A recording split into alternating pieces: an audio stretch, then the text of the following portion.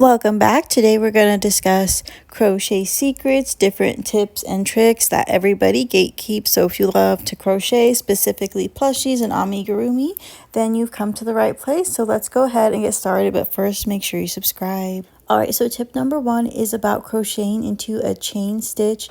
If you're crocheting horizontally, it could be very difficult when you're crocheting into the chain stitch. It could hurt your hands right away. It's so tedious because those chain stitches are so small, and that's not how anybody wants to start their crochet project. It could be so difficult that first row into the chain. So in order to avoid this, what you do is this starts when you make the chain. So the very first step in your project is to start with a crochet hook that's slightly bigger than what you're using in your project. This project has a 3.75 millimeter crochet hook. So for that chain stitch, I'm using a 4 millimeter crochet hook, and that way these stitches are not super tight. And once we start crocheting into the chain, it's not going to be as difficult, and we could get on with our project faster. Our hands aren't going to hurt, and it'll just make it a lot smoother and easier. So let me know if you've tried this before, and then once you go back to crochet into that chain stitch, you go back to your original crochet hook, and it's just going to make it so much easier. No more difficulty or anything, because I've had a lot of trouble with this in the past, and this is something that in a lot of crochet tutorials and even in a lot of patterns, they don't write it down. It's just an extra step to write it all down. So here you go. This is your first crochet secret that a lot of people gatekeep and not a lot of people talk about. Let me know if you've tried this before or what you do in order to avoid that tedious chain stitch. All right, the next one is about doing the magic ring with chenille yarn. There's a lot of debate over this.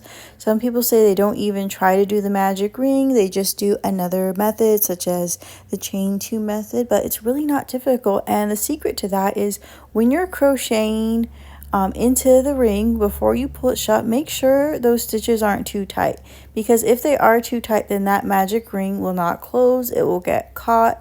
The yarn will break. It could be very difficult with chenille yarn, but a lot of that is if your stitches are too tight. If you crochet a little bit more loosely into the magic ring, then you won't have any problem once you pull it shut.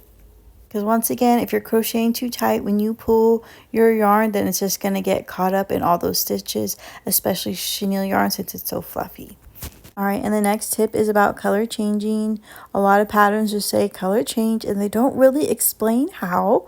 So I'm going to show you how right now. So if you're doing a single crochet, you insert your hook, then you grab the yarn, pull up a loop, and then you yarn over and pull through both loops, right? Well, if you're color changing, instead of doing that last yarn over where you pull it through both loops on your hook, instead you're going to get that new color and you're going to yarn over with that, and then you'll pull it through both of the loops right there on your hook. So now that last stitch in your row or in your round is the same color, and on your hook it's ready to go for the next row. The next tip is you do not need a Cricut to cut felt eyes, nose, or any details for your crochet plushies. I have a tutorial where I show you how I cut felt by hand just with scissors, and I just used the felt that I found at the Dollar Tree. So it's very affordable. I'm no hate against Cricut. I would love to have one, but they're not cheap. And a lot of crocheters here on YouTube, they've had sponsorships and stuff with Cricut, so that's why they use it and that's why they advertise it so much. But that's not the only way to cut felt eyes, and like I said, there's so much felt at the Dollar Tree too. So that's another secret. You don't need to spend a lot of money to get cute eyes on your crochet plushies. The next tip is do not be afraid to try different yarns, such as acrylic yarn. It is so beautiful. That pattern, I made it with chenille yarn. It still turned out really cute. I love how it looks. It was such a fun pattern to make, but hers was more beautiful with the acrylic yarn. Just the stitch definition, you just don't get that with the chenille yarn or the blanket yarn. So once you got more comfortable with crocheting, don't be afraid to try it. A lot of popular crocheters, when they're finally asked why they use the chenille yarn, a lot of times they say because they have so many orders and they make so many patterns, they just don't have time for the acrylic yarn to get the stitches perfect, because it does show mistakes, whereas the chenille doesn't. And also because if they do markets, they want their plushies to be a little bit bigger and they could sell them for a little bit more. But I think the acrylic yarn is so beautiful. It really shows the definition and your skills. So don't be afraid to try it. And this will also make your plushie stand out at a market. The next tip is about sewing. Do not sew with chenille yarn.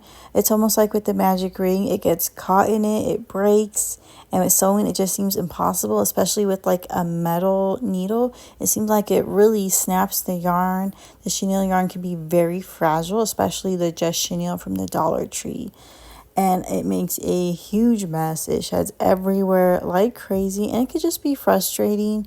Crochet should be fun. You shouldn't be so upset. So what I do is I sew with acrylic yarn, and a lot of other crocheters do this, but it's just not always written in the patterns to sew with acrylic yarn. And because chenille yarn is so thick and fluffy, once it's done, you can't even tell that you sewed with a different yarn.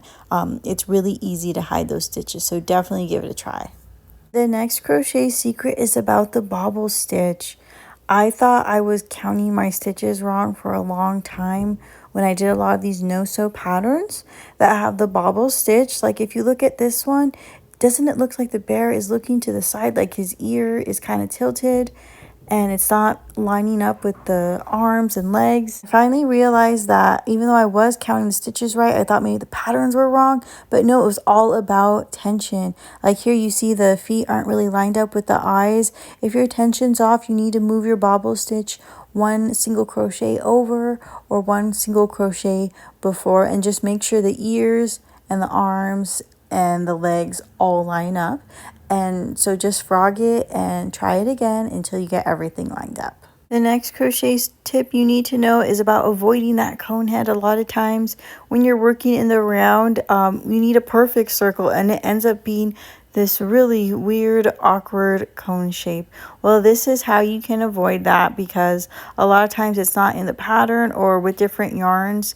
This happens more with the plush yarns, I noticed, than it does with acrylic yarn. So if row 1 is 6 single crochets in a magic ring, just skip that and start at row 2 with the increases. And you'll start with 12 crochets in a magic ring, and then you're going to get this perfectly round plushie, no cone shape. Crochet secret is about using fluffy yarn. I know the plushies and the patterns turn out so cute when you use a fluffy, fuzzy yarn, but this could be really difficult. It's hard to see the stitches, so make sure it's a pattern you've crocheted before. For me, that cat pattern, I've done it many times with acrylic yarn and with chenille yarn, and then I tried the fluffy yarn because it could just be frustrating because it's hard to see the stitches. It turns out really nice, but it's a lot easier when it's a pattern you're familiar with. A lot of times if you just buy a new pattern and a new yarn, it can be really difficult. So that was it for my crochet tips and tricks, secrets that a lot of people gatekeep. You know, I'm not trying to hate. Just a lot of times it's an extra step to write these in the patterns, and you forget to mention them in the tutorials. So that's why I just want to share it with you. It's nice to refer back to when you've been kind of stuck and in a lump when it comes to crocheting. So let me know your crochet secrets. Let's all share our tips and tricks here. Thanks again for watching, everybody. And don't forget to check out my Etsy shop for patterns and a lot of fun crochet stuff. Thanks again. Bye.